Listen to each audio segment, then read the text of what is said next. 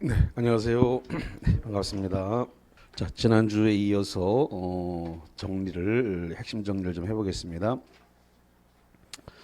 어, 계약법은 10문제가 배정이 됐는데 짧은 시간 안에 점수를 올리기가 제일 좋은 데가 계약법이에요. 그래서 조금만 신경 쓰면 10문제 굉장히 크죠. 단기간에 점수를 낼 수 있는 곳이 계약법이다. 자, 집중해서 그리고 이 계약법이 뒤에 있다 보니까 학생분들이 상대적으로 좀 소홀히 하는 경향이 있어요. 그러다 보니까 점수를 충분히 올릴 수 있는 곳이 이 계약법이니까 조금만 더 신경 써서. 자, 1번 봅니다. 청약은 구체적 확정적 의사 표시여야 하며 청약을 할 때에는 청약과 동시에 승낙 기간을 정해야 된다. 그러면 X가 돼요. 왜냐하면 승낙 기간을 정할 수도 있지만 정하지 않고 청약을 할 수도 있기 때문에 그래요. 그래서 승낙 기간이 꼭 정해져야 되는 건 아닙니다. 승낙 기간을 정하지 않고 청약을 할 수 있습니다. 그러면 승낙 기간이 정하지 않으면은 언제까지를 승낙 기간을 보는 거예요? 상당한 기간을 보는 거예요. 상당한 기간은 15일에서 30일입니다. 꼭 그래서 그렇기 때문에 꼭 승낙 기간을 정해야 되는 건 아니에요. 그래서 결론은 X입니다. 2번에 청약은 불특정 다수인에 대해서 할 수 있으나 슬러시 잘라요. 여기까지 맞아요. 승낙은 반드시 청약자에 대해서 해야 된다. 이래가지고 O입니다. 3번에 청약에 대해서 조건을 붙여서 승낙을 한 경우 청약의 거절과 동시에 새로운 청약을 한 것으로 본다. 그래서 이거 조건을 붙이거나 조건을 붙였다. 또는 변경된 승낙을 했다. 이런 것은 청약 거절과 동시에 뭐라 보는 거예요? 새로운 청약으로 본다는 겁니다. 답은 O입니다. 이거 법 조문이죠. 조문. 예. 자, 그 다음에 네 번째, 당사자 사이의 계약의 내용을 이루는 본질적 사항이나 중요 사항에 관하여 구체적 의사의 합치가 있으면 계약은 성립한다. 그랬습니다. 그래서 어떤 토지를 살 건지 어떤 건물을 살 건지 구체적 의사의 합치가 있으면 계약은 성립하는데 이거를 갖다 뭐라 하냐면 낙성계약이라 불러요. 무슨 계약이라고요? 낙성계약. 승낙만 하면 계약이 일어난다. 소위 말해서 약정만으로 계약이 성립이 되는 것이죠. 그래서 5입니다. 5번에 격지자 간의 계약은 승낙의 승낙 박스. 승낙의 의사표시가 청약자에게 도달하면 그 발송 시점에 성립한다. 그래서 5인데 격지자 간의 계약의 승낙은 그랬는데 청약은 이렇게 해서 기출문제가 나왔단 말이죠. 청약은 의사표시의 청약자에게 도달하면 그 발송 시점에 청약은 그러니까 격지자 간의 계약의 청약은 의사표시가 승낙자에게 도달하면 그 발송 시점에 성립한다. 이렇게 기출문제가 나왔단 말이죠. 그래서 승낙의 의사표시를 청약의 의사표시라고 이렇게 해서 문제를 낸 적이 있어요. 굉장히 조심하셔야 돼요. 승낙의 의사표시라고 되어 있는데 승낙을 뭐로 바꿨다고요? 청약이라고 바꿔서 냈다 이 말이죠. 그래서 암기할 때 격발성 이렇게 암기하죠? 격발성 이렇게 암기를 하고 있단 말이에요. 격발성. 그래서 격지자 간에는 발송한 시점에 승낙이 있었던 것을 본다. 그래서 5입니다. 몇 번호를 말씀몇 번? 5번이 격지 간의 계약은 승낙의 의사표시 청약자에게 도달하면 이것이 도달을 하게 되면 발송 시점에 승낙으로 보는 겁니다. 도달을 안 할 수도 있잖아요. 그러니까 도달을 하게 되면 자 그럼 이제 거기도 헷갈리는 내용 중에 하나인데 이제 요런 거예요. 만약에 9월 1일 날 지금 발송을 했습니다. 9월 1일 날 발송을 해가지고 이게 도달이 9월 4일에 도달을 했습니다. 그러면 도달을 하게 되면 발송된 시점에 9월 1일 날 계약이 성립된 것을 본다 이거죠. 계약이 성립된 것을 본다. 일단 도달을 해야 돼요. 도달을 하게 되면 발송된 시점에 계약이 성립된 것으로 본다. 이렇게 되는 거예요. 그러니까 5번 격지자 간의 계약은 승낙의 의사표시가 청약자에게 도달을 하면 그 도달을 해야만이 발송 시점에 성립한다. 이게 판례가 그렇게 도달해야 발송 시점에 승낙 계약이 성립된 것으로 한다. 이렇게 돼 있기 때문에 그래서 5번 지문은 맞고요. 기출문제도 여러 번 출제가 그렇게 주어졌어요. 그래서 5번 지문은 맞습니다. 청약자에게 도달해야 발송 시점에 성립하는 겁니다. 자, 6번입니다. 6번. 당사자 사이에 동일한 내용의 청약이 교차된 경우에 두 청약이 모두 도달한 때 계약이 성립한다. 이걸 뭐라 불러요? 교차 청약이죠. 양 청약이 도달하면 계약이 성립이 되는 겁니다. 양 청약이 도달하면. 자, 그래서 결론은 O입니다. 자, 그 다음에 7번으로 왔어요. 민사 매매에서 이 민사 매매를 다른 말로 해서 현실 매매라 그래요. 자, 민사 매매를 다른 말로 뭐란다고요? 현실 매매다. 청약자가 단순히 회답이 없으면 승낙한 것으로 본다라고 통지하였으나 상대방의 이해에 대해서 아무런 회답을 하지 않은 경우에 계약은 성립한다. 회답이 없으면 승낙한 것을 본다라고 하는 건 그건 네 생각이고 이렇게 말씀드렸죠. 깡패가 하는 짓이다. 그래서 승낙 적격, 승낙의 자유를 박탈한 것이니까 이건 효력이 있다 없다? 없다. 계약은 성립하지 않습니다. X예요. 자, 그 다음에 8번입니다. 갑이 자기 소유의 주택을 을에게 매도 의사로 청약하였는데 을이 승낙한 후 사망을 하였다. 그 의사표시가 갑에게 도달한 경우에는 계약은 성립한다. 의사표시를 발송하고 난 다음에 그 표의자가 사망하거나 제한 능력자가 되더라도 의사표시에는 영향이 없다. 영향이 없으니까 유효니까 효력은 발생해서 계약은 성립한다. 5입니다. 자, 9번입니다. 갑이 을에게 1억 원의 부동산을 매수하라는 청약을 하였는데 그 청약을 수령한 을이 1천만 원을 깎아주면 매수하겠다는 의사표시를 하여 갑에게 도달한 경우 계약은 성립한다는데 1천만 원을 깎아주면 하겠다라고 하는 것을 조건을 붙인 승낙, 변경을 가한 승낙이라 그래요. 조건을 붙인 승낙, 변경을 가한 승낙은 새로운 청약으로 본다 그랬죠. 예. 새로운 청약이니까 이것은 계약이 성립했다 안 했다? 안 했다. 계약은 성립하지 않았습니다. 새로운 청약이기 때문에 이 청약에 청약자가 승낙을 해야만 계약이 성립을 됩니다. 결론은 X입니다. 자, 그 다음에 10번입니다. 계약 교섭의 부당한 중도 파기가 불법 행위를 구성하는 경우에 신뢰 손해 한정해서 손해배상을 청구할 수 있다는 것이 판례다. 그래서 O입니다. 그렇지만 뭐 이게 지금 중개 행위하고 뭐 그렇게 크게 관계되는 건 아니기 때문에 이것은 그렇게 크게 보실 필요는 없습니다.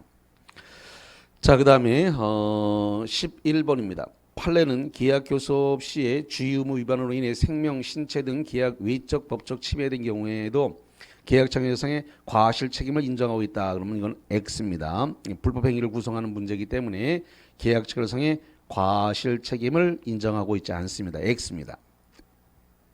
그 10번, 11번은 너무 심각하게 보지 마세요. 부동산하고 그게 크게 관계 있는 사항은 아니니까. 12번입니다. 상대방의 적극적인 요구에 따라 이행에 착수를 하고 이행 비용의 지급에 대해서 계약 교섭이 진행되었다면 이행을 위해서 지출한 비용도 손해배상 청구로 손해배상으로 청구할 수 있다. 5인데 신뢰이익을 배상하라는 소리죠. 자, 그 다음에 13번. 임대인이 임대 목적물에 대한 소유권 등의 처분 권한을 갖고 있어야 임대차 계약이 유효하게 성립한다. 남의 부동산 팔아먹을 수 있다고 그랬나요? 그래서 처분권 없는 자, 무권리자가 부동산을 팔아먹는 것도 유효인데 팔아먹은 것도 아니고 임대차 놓은 곳은 당연히 뭐가 된다고요? 유효죠. 그러니까 거기 처분권을 갖고 있어야 임대차가 유효하게 성립한다는 말은 X. 틀리게 됩니다. X. 팔아먹는 것도 되는데 그까이 거 뭐 임대차 놓은 곳이 뭔 대수라고. 그래서 임대 권한을 처분 권한을 갖고 있지 않아도 됩니다. 그래서 결론 13번 X. 자, 그 다음에 거기 01번 문제 한번 풀어보십니다. 시간은 30초입니다. 거기 옳지 않은 것은 2개입니다. 2개. 예, 2개 고르기입니다. 자, 볼까요? 거기 계약에 관한 설명으로 옳지 않은 것은 자, 2개 고르라습니다. 뭐하고 뭐? 4번, 5번 두 개입니다. 자, 1번에 쌍무계약은 당사자 쌍방이 서로 상대방에 대해서 상호 의존적 결련 관계에 있는 채무를 부담하는, 결련 관계라는 것은 연관관계에 관련이 있는 이런 소리죠. 결련 관계에 있는 채무를 부담하는 것이다. 그렇습니다. 매도인은 매수인에게, 매수인은 매도인에게 서로 의존적 결련 관계 관계가 있는 채무를 부담하는 계약이니까 맞고. 그 다음에 두 번째, 유상계약과 무상계약의 구별은 계약의 전 과정을 통해서 객관적으로 당사자가 서로 상대방에 대해서 대가적 의미를 갖는 출연하는지다. 그래서 재산을 출연하는 것은 유상계약이고 재산에 출연이 없는 것은 무상계약이 되는 겁니다.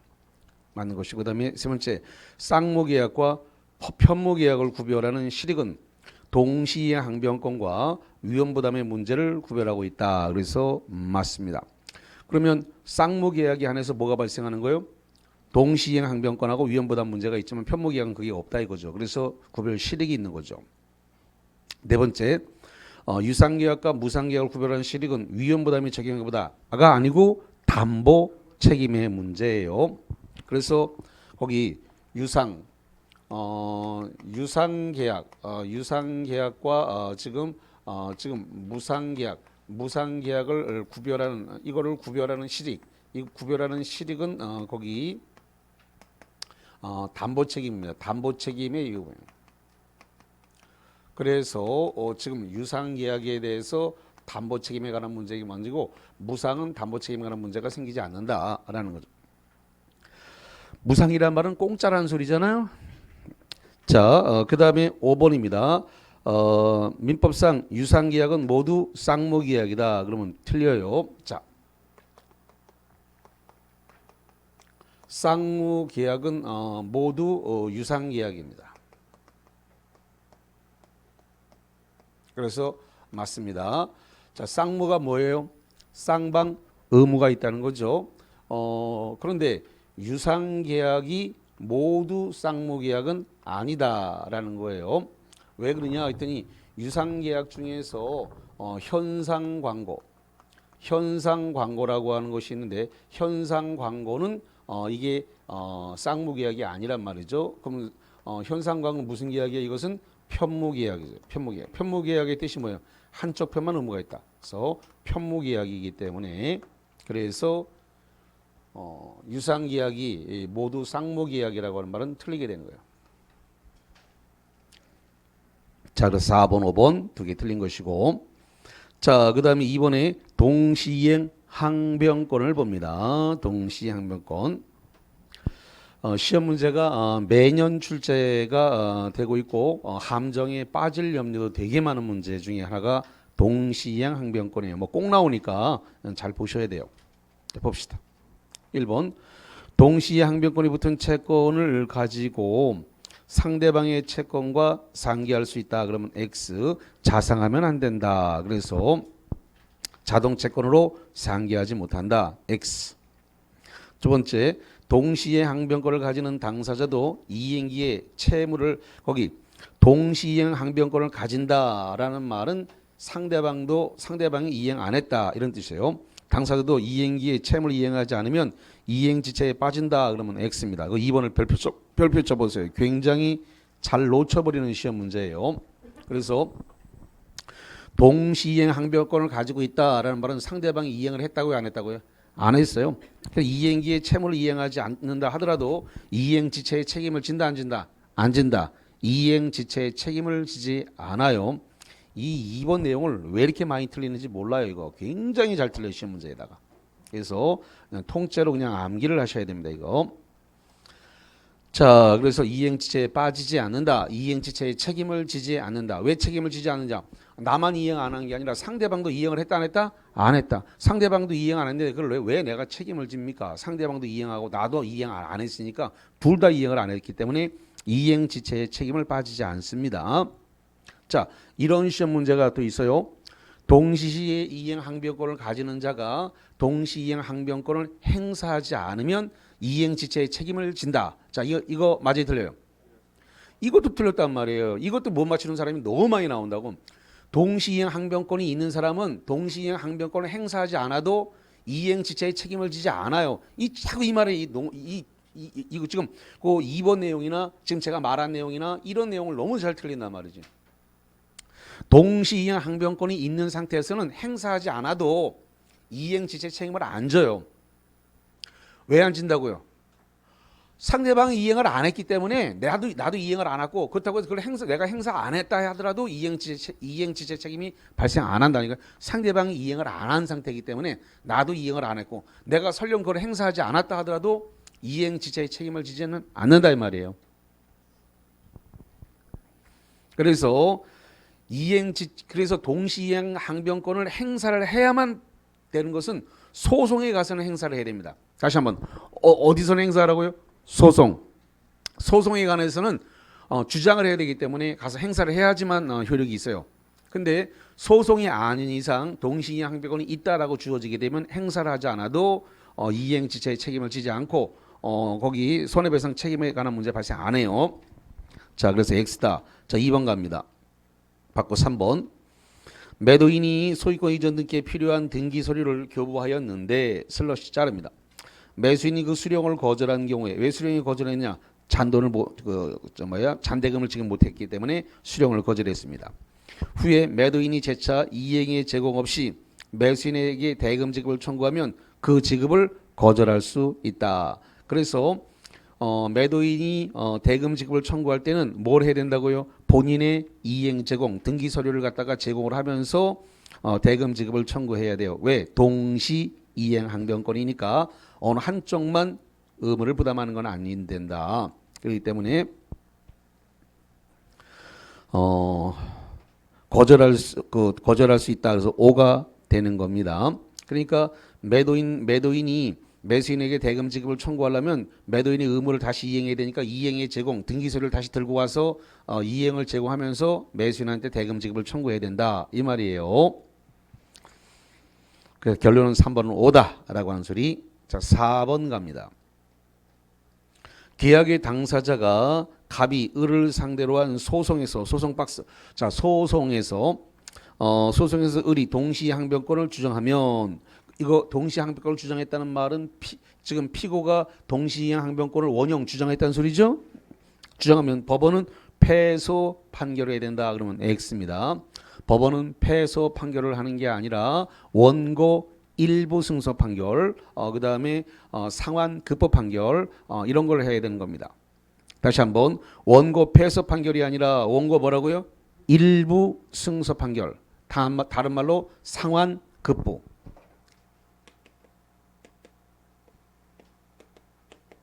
다른 말로 상환 이행. 상환 급부 판결, 상환 이행 판결을 해야 됩니다. 원고 일부 승소 판결, 원고 일부 승소 판결입니다. 그러면 이제 일부 승소 판결이니까 원고도 이행을 하고 피고도 이행하세요. 왜? 동시이행항변권을 주장했으니까 양쪽 다 채무가 있는 거니까 원고도 이행하고 피고도 이행하고 이렇게 하세요. 이렇게 판결이 나와야 된다. 그래서 원고 패소 판결하면 안 되죠. 우리가 사법시험이 아닌데도 불구하고 이게 기출문제로 나왔단 말이에요. 원고 패소 판결을 선고해야 한다라는 게 기출문제 지금 보면 나와 있어요. 기출문제 지문에 이미 출제된 지문이란 말이에요. 이게. 그래서 X가 됩니다. 자, 5번 갑니다. 5번. 만일 갑이 소유권 이전에 관하여 선이행 의무를 부담하는 경우에 을이 채무 변제기가 도래하더라도 갑은 동시이행항변권을 행사할 수 없다. 그러면 X입니다. 지금 어느 한쪽이 선이행 의무를 부담한다 하더라도 을의 채무 변제기가 도래했다. 채무 변제기가 도래했다라고 하면 그 반대편도 뭐예요? 이행을 해야죠. 왜? 쌍무계약이니까. 자, 잠깐만 머릿속에 이게 없으면 안 된단 말이죠. 자, 쌍무계약에서 발생하는 게 뭐가 발생한다고요? 동시이행항변권이 발생해요. 동시이행항변권. 동시이행항변권하고 위험부담의 문제가 발생을 했단 말이죠. 그러면 동시이행이라고 하는 말은 나만 이행하는 게 아니라 상대방도 이행을 해야 된다. 이런 뜻이에요. 동시이행이기 때문에. 그러면 거기 지금 선이행 의무를 부담하는데 상대방의 채무가 변제기가 도래했으면 상대방도 채무를 변제를 해야 된다 이런 소리예요. 그러니까 그럼 동시이행 항변권을 주장할 수 있어요 없어요? 있잖아요. 자, 집에 가서 많이 생각을 해보시기 바랍니다. 8페이지 분량이기 때문에 시간을 많이 드릴 수가 없어요. 8페이지이기 때문에 만약에 제가 한 6페이지쯤 한다 그러면 제가 좀 자세하게 설명하는데 양이 지금 8페이지라서 빠른 속도로 가야 됩니다. 이거 집에 가서 연구하시고 동시이행 항변권이란 이 말에서 힌트가 나온 거예요. 지금 양채무가 변제기가 다 왔다는 소리죠. 지금 마지막 말에 나와 있잖아요. 을의 채무가 변제기가 도래했으면 선이행 의무가 가진 자가 있다 하더라도 반대편이 채무 이행기가 도래하면 쌍무계약, 쌍무라는 건 양쪽 다 의무가 있다는 소리니까 변제기가 도래했으니까 당연히 동시항변권이 있는 거지. 그러니까 힌트가 쌍무계약이란 말에 힌트가 있다. 동시항변권은 쌍무계약에서 발생하는 거다. 자, 02번 풀어봅니다. 시간은 30초입니다.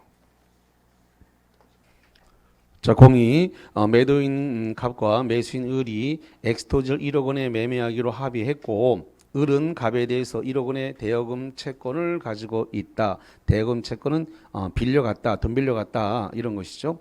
그럼 보나마나 뭐가 나올 거냐면 상계에 관한 문제가 나올 거예요. 돈 빌려간 게 있다라는 말이 나왔던 것은 상계에 관한 문제를 하기 위해서 한 자락 깔았다 이렇게 보시면 되죠.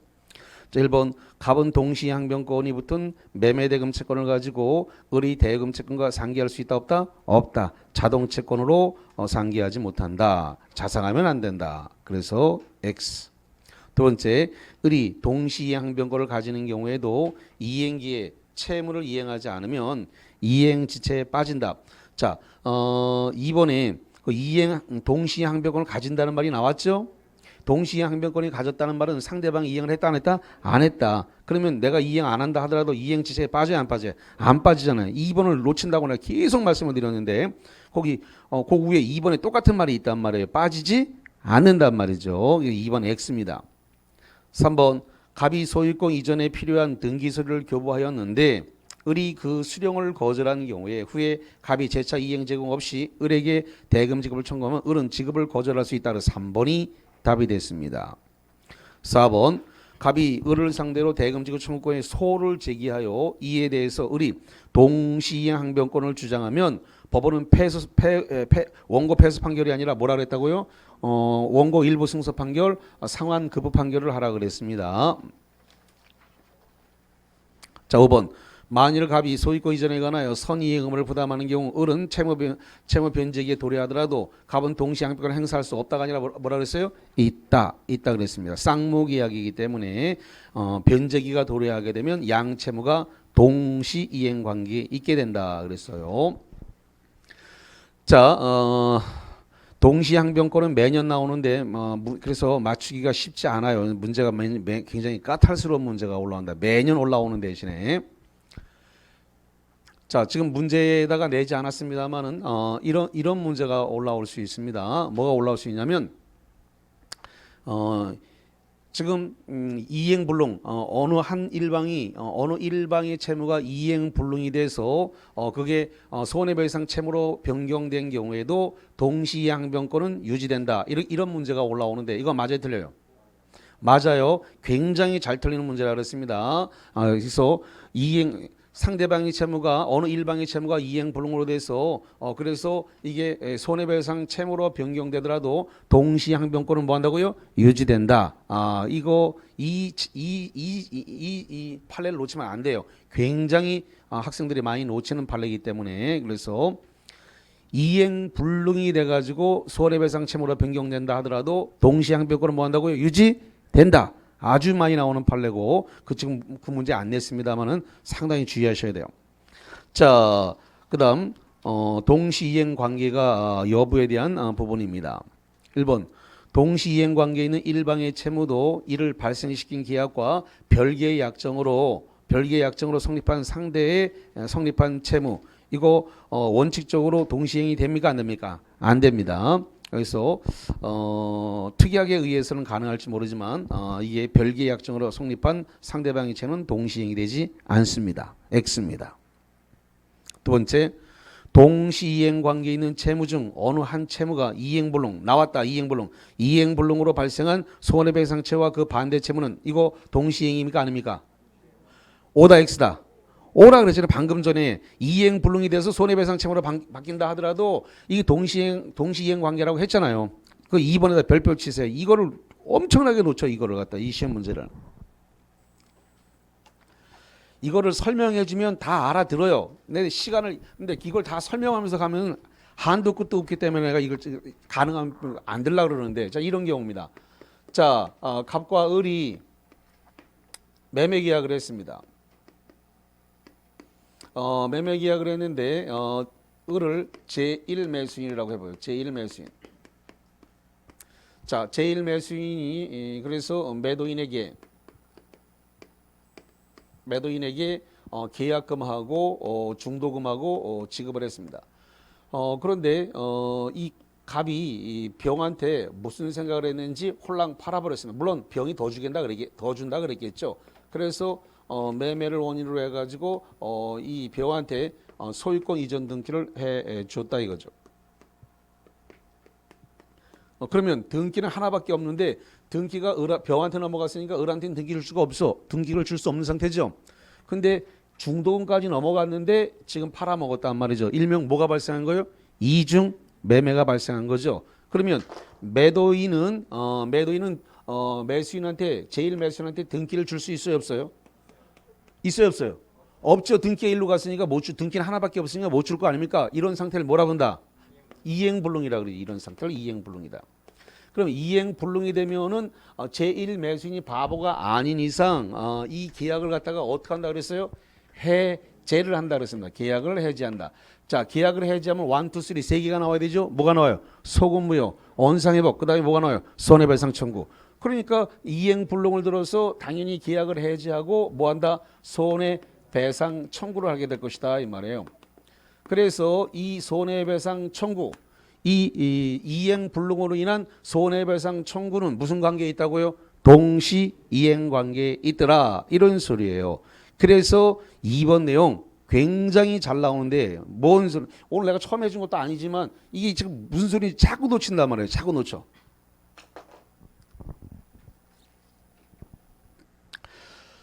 자, 그래서 2번 동시이행 관계에 있는 거다. 자, 그 다음에 세 번째, 계약이 무효 취소됐다. 무효 취소된 경우에 당사자의 원상 회복 의무다.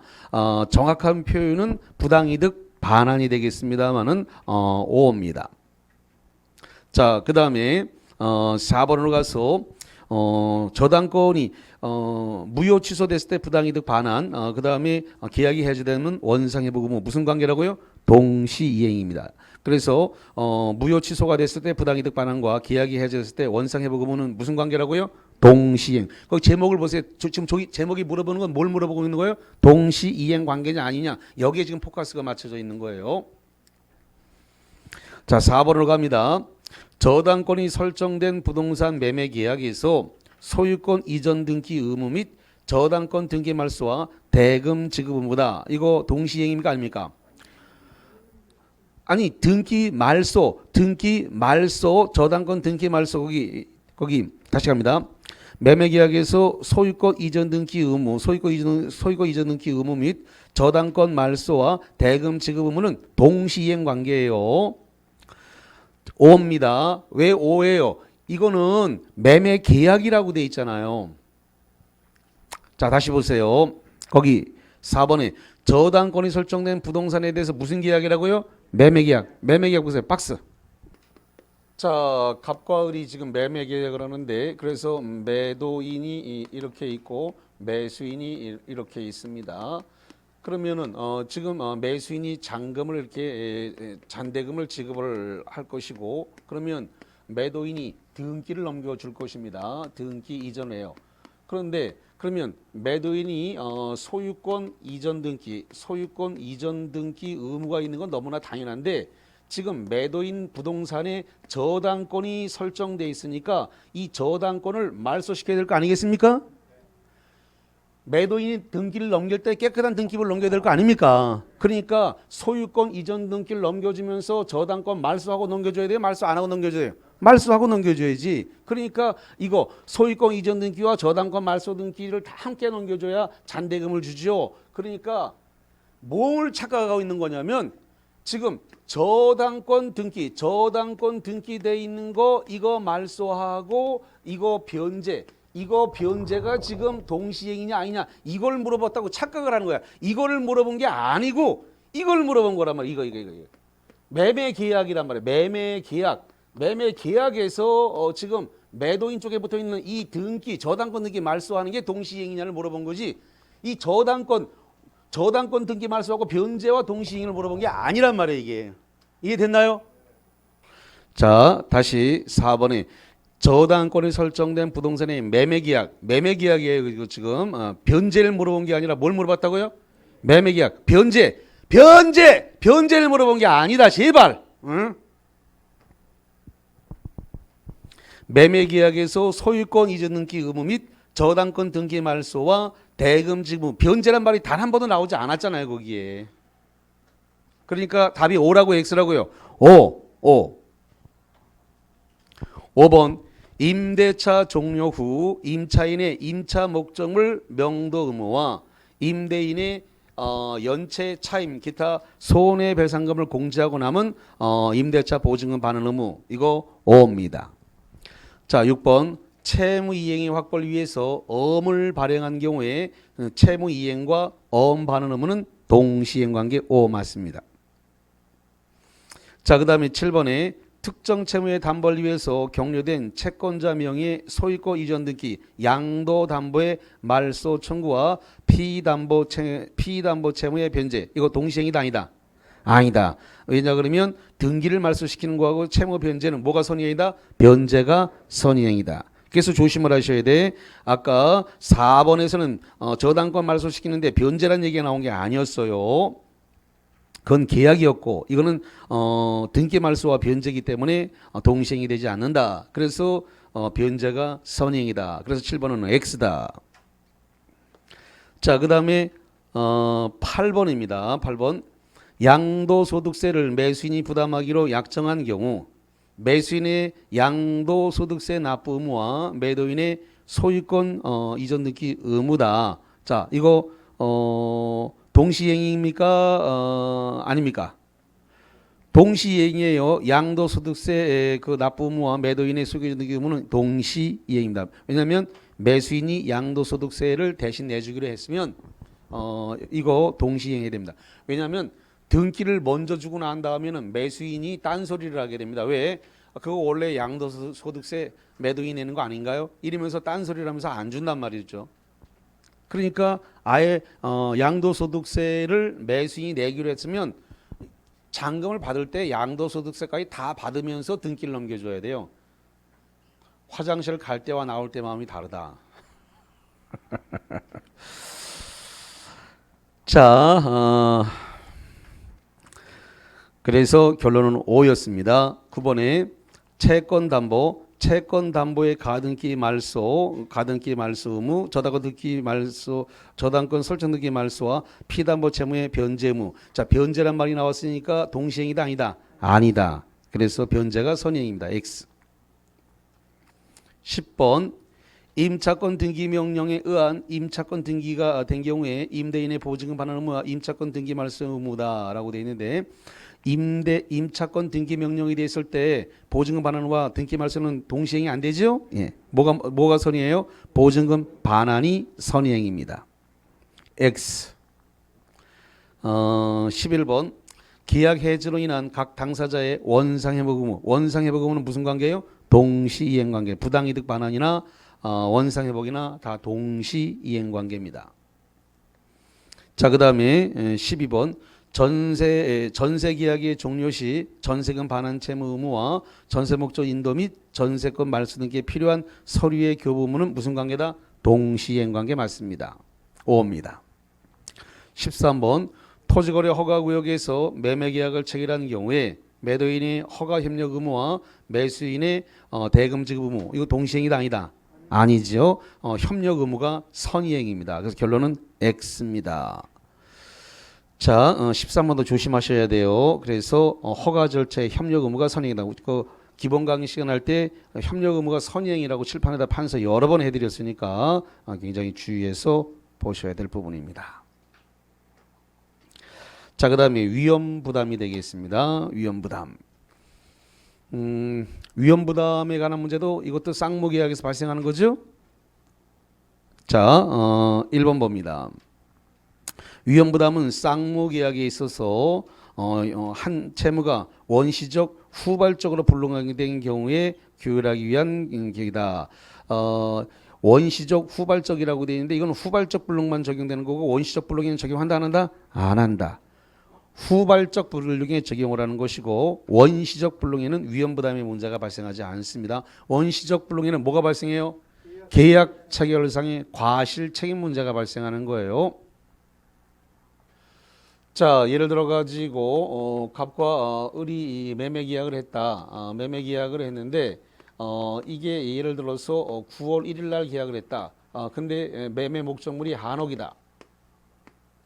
이 한옥이 8월 25일경에 화재가 나서 전소가 돼서 다 타버렸다. 그래서 전부 불능이다. 이렇게 전부 불능이 된 것은 이 매매 계약 9월 1일 날 계약한 것은 뭐가 된다는 거예요?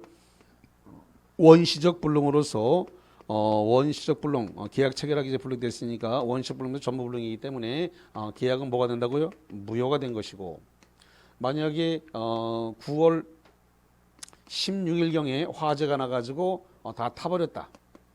화재가 나서 다 타버린 것은 이것은 계약 체결하고는 이후에 발생하니까 이것은 후발적 불능에 관한 문제다. 후발적 불능이다. 그런데 후발적 불능인데 매도인 매수인 쌍방 모두에게 귀책 사유가 없다. 귀책 사유가 없으면 뭐가 발생한다고요? 위험 부담의 문제가 생기는 거다. 위험 부담은 손해를 누가 볼 거냐? 손해를 누가 볼 거냐를 규정한 것이다라는 겁니다. 그래서 네가 봐라 손해 그렇게 규정을 해놨습니다. 그래서 누가 손해 보는 걸 원칙으로 한다고요? 채무자 위험부담주의. 그래서 매도인이 손해보는 것을 원칙으로 한다 그랬습니다. 자, 1번 X. 그래서 원시적 불능은 적용하지 않고 후발적 불능을 적용하는 거다라고 하는 거. 자, 그 다음 2번에 부동산에 있어서 위험의 이전 시기는 원칙으로 등기한 때이지만 등기에 앞서서 인도가 행해진 때에는 부동산의 인도시의 위험은 이전된다. 그래서 5입니다. 5. 자, 그 다음에 3번입니다. 쌍무 계약에 있어서 양 당사자의 귀책 사유로 후발적 이행 불능이 된 경우에도 위험 부담의 문제가 발생한다. OX. OX. 여기서 자, 여기 봐요. 여기 위험 부담의 문제는 귀책 사유가 있어야 돼요, 없어야 돼요? 없어야 되잖아요. 귀책 사유가 없어야 되는데 거기 귀책 사유 있다고 주잖아요. 여기 봐. 여기 써놔 칠판에 쌍방 모두의 귀책 사유가 있어야 한다, 없어야 한다. 없을 때 귀책 사유가 없을 때 위험 부담이 생겨요. 귀책 사유가 있으면 계약 해제로 간단 말이에요. 자, 그렇기 때문에 귀책 사유로 후발적 이행 불능된 경우에도 위험 부담의 문제가 발생한다는 말은 X입니다.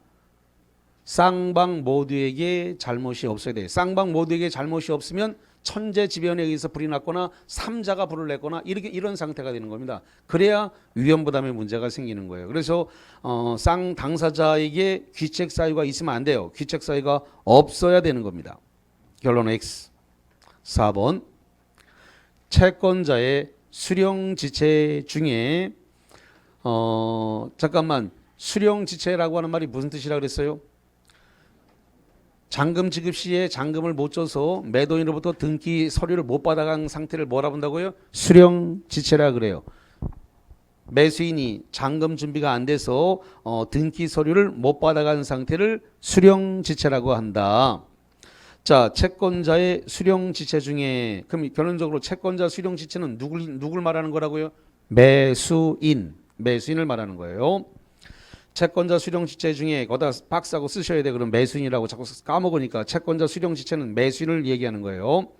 채권자의 수령지체 중에 당사자 쌍방의 책임 없는 사유로 이행할 수 없게 된 때에는 채무자는 여기서 채무자는 누구예요? 매도인입니다. 채무자는 상대방의 이행을 청구할 수 없다가 아니라 있다죠. 왜? 채권자 수령 지체는 누구 잘못이에요?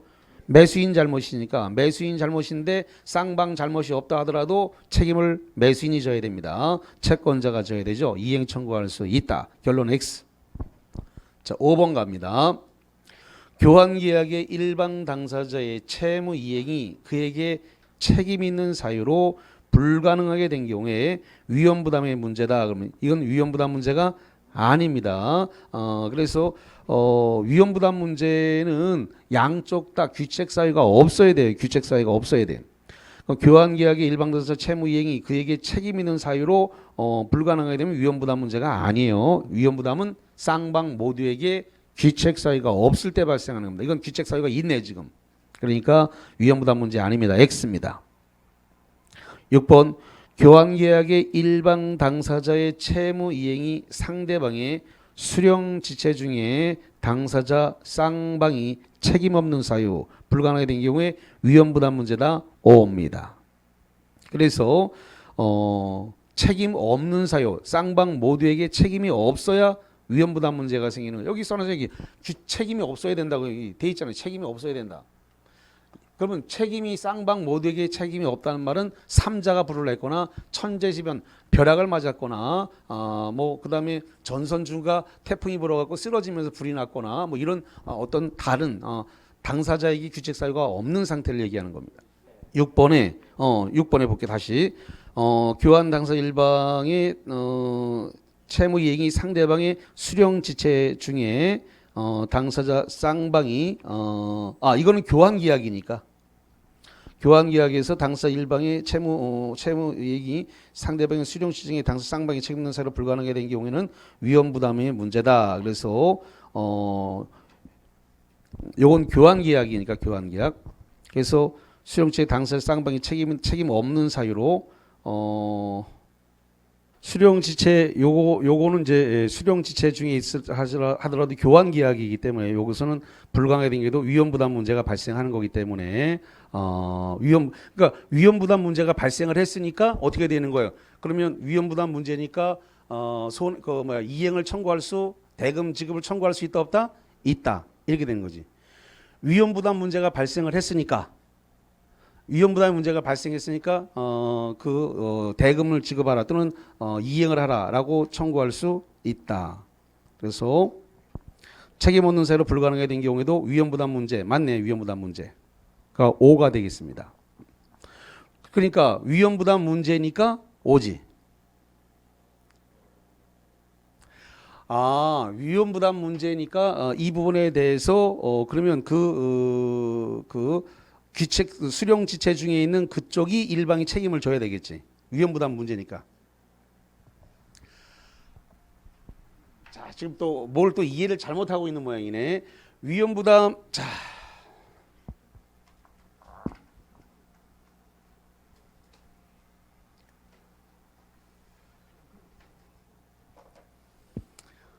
지금 자, 갑과 을이 지금 매매 계약을 했다. 매매 계약을 해서 지금 만약에 쌍방에게 규책 사유가 예를 들어서 매수인 쪽에서 지금 수령 지체 중이다. 수령 지체 중인데 당사자 모두에게 잘못은 없다. 당사자 모두에게 잘못이 없다. 이렇게 됐을 때 이쪽 편에서는 이행을 하라라고 이행을 청구할 수 있으니까 이게 바로 무슨 문제예요? 위험 부담 문제잖아요. 위험 부담 문제. 위험 부담 문제니까 이쪽에서 수령 지체 쪽에 있는 이쪽이 책임을 져야 될 거 아니니까 책임을 져야 되니까 바로 뭐가 되는 거예요? 위험 부담 문제. 위험 부담이라는 게 뭐야? 네가 봐라 손해 아니야. 손해. 그러면 결론적으로 수령 지체를 하고 있는 쪽에서 책임을 져야 된다. 이 소리잖아요. 그러니까 거기 6번에 5라는 소리지. 그러니까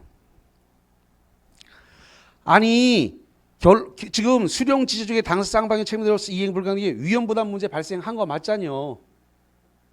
위험부담이란 말은 손해를 누가 볼 거냐를 규정해 놓은 게 위험부담 아니요. 그러니까 수령 지체 쪽에 있는 쪽이 위험부담을 져야 된다. 그러니까 맞는 소리잖아. 안 그래도 시간 없는데 정말.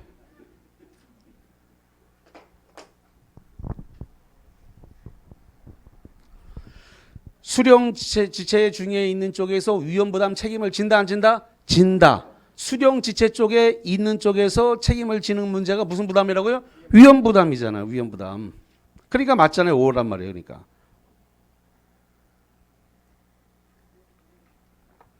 7번 갑니다. 소유권 위법 매매로 인도받은 동산이 제3자의 방화로 소실된 때에 위험부담의 문제다. 그래서 5입니다. 자, 그 다음에 세 번째, 여덟 번째, 부담부 징여계약 체결 후 정부의 수익금지 조치로 징여자가 목적물을 입수할 수 없게 된 경우에도 위험부담 문제다. 오, 이거 8번 문제 별표 치세요. 이거 판례가 나왔던 것으로 기출문제에 나왔던 지문입니다. 자, 그 다음에 9번째, 매매계약 체결 후 천재지변으로 목적물인 건물이 멸실하는 경우에는 위험부담의 문제다. 5. 자, 그 다음에 10번, 임대차 목적물의 일부가 임대인의 책임 없는 사유로 인하여 멸실된 때에는 위험부담 문제다. 5. 자, 그 다음에 11번, 갑소유의 건물을 을에게 1억 원에 파는 매매계약을 체결한 후 이행기 도래하기 전에 낙뢰란 말은 벼락을 맞았다는 소리입니다. 낙뢰로 동건물이 소실되어 버린 경우에 타버렸다는 거예요. 갑은 채무를 면하게 되고 그것과 대관계에 놓여 있는 을의 채무도 소멸하게 된다. 5. 자, 12번, 갑은 자기 소유의 토지를 을에게 매도하였으나 계약 체결 후 동그라미 그 토지가 전부가 수용되어 소유권 이전이 불가능하게 된 경우에 을은 특별한 사정이 없는 한 갑에게 매매대금 지급을 지급할 의무가 없다. 그래서 5입니다. 자, 거기 03번 풀어보시죠. 자, 보겠습니다. 03. 갑은 자기 소유 토지를 을에게 매도하였으나 계약 체결 후 그 토지 전부가 수용되어 소유권 이전이 불가능하게 되었다. 옳은 것은 다툼이 있으면 판례에 따르고 1번. 을은 수용의 주체를 상대로 불법행위로 손해배상을 청구할 수 있다. 그랬는데 수용을 한 것은 공익사업을 위해 갖고 수용이 된 거죠. 그럼 공익사업을 진행한 주체가 국가지자체, LH지방공사 이런 공공사업 시행자일 겁니다. 공공사업 시행자에게 하가 수용한 건 불법행위다 아니다? 아니다. 불법행위가 아니니까 수용 주체를 상대로 불법행위에 따른 손해배상 청구할 수는 없습니다. 자, 두 번째 2번. 을은 갑에게 계약 체결상의 과실 책임을 물을 수 있다. 그런데 자, 계약 체결상의 과실 책임이 발생하려면 원시적 불능이어야 되죠. 자, 여기 다시 봐요. 여기 계약 체결상의 과실 책임을 물으려면 뭐 한다고요? 원시적 불능이었을 때 계약 체결상의 과실 책임 문제가 생기는 거예요. 계약 체결상의 과실 책임 문제는 원시적 불능일 때 발생하는 거예요. 원시적 불능. 근데 이거는 계약 체결하고 난 다음에 수용됐죠? 그럼 무슨 불능이에요? 후발적 불능이에요. 후발적 불능에서는 계약 체결상의 과실 책임 문제가 발생할 수가 없어요. 이거는 원시적 불능이었을 때 발생하는 문제이기 때문에. 그래서 2번 계약 체결상의 과실 책임 물을 수 없습니다. 이건 후발적 불능이니까 계약 체결하고 난 이후에 수용된 거기 때문에. 자, 세 번째, 을은 특별한 사정이 없는 한 갑에게 매매대금을 지급할 의무가 없다. 그래서 3번이 맞게 되는 겁니다. 왜냐하면은 수용당했으니까 매도인이 그 토지를 넘길 수 없겠죠. 이행불능이잖아요.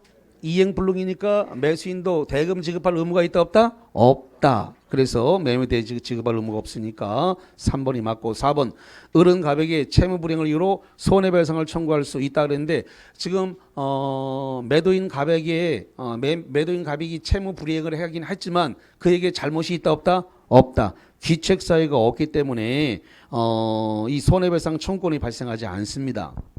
채무불이행인 건 맞지만 귀책 사유가 없기 때문에 계약을 해지할 수 없고 계약 해제가 안 되니까 손해배상 청구권이 발생이 안 됩니다. 5번 을은 이행불능을 이유로 갑과의 계약을 해지할 수 없습니다. 자, 거기 밑에다가 6번 문제를 하나만 추가할게요. 6번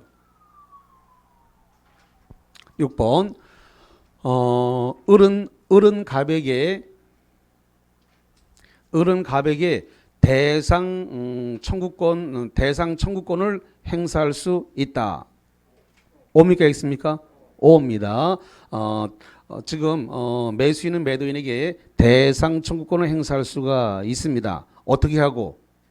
잔금을 지급하고. 그래서 잔금을 지급하고 대상 청구권, 수용보상금 청구권 넘겨라. 이렇게 요구할 수 있다 없다? 있다. 그래서 그거까지 보시면 되겠습니다.